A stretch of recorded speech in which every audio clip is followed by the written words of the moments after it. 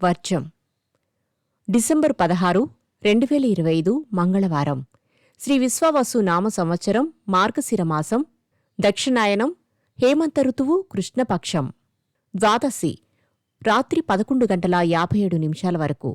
నక్షత్రం స్వాతి మధ్యాహ్నం 2:09 వరకు.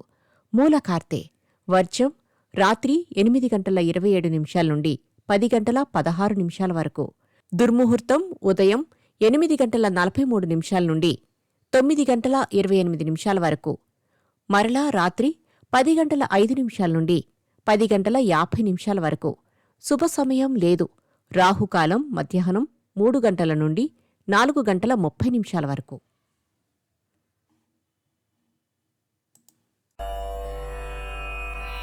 ద్వాదశ రాశులు. మేషరాశి. వచ్చిన ఒక సదవకాశమును సద్వినియోగపరుచుకోగలిగితే మేలు జరుగుతుంది. మిత్రుల కలయిక. వృషభరాశి.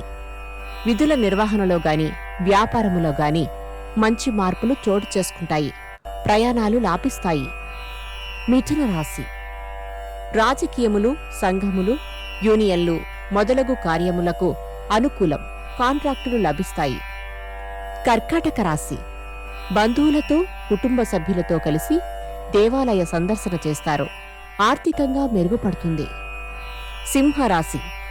మీరు చేపట్టే కార్యక్రమాలకు చిన్న చిన్న ఆటంకములు ఎదురవుతాయి. వాహనయోగం కలదు.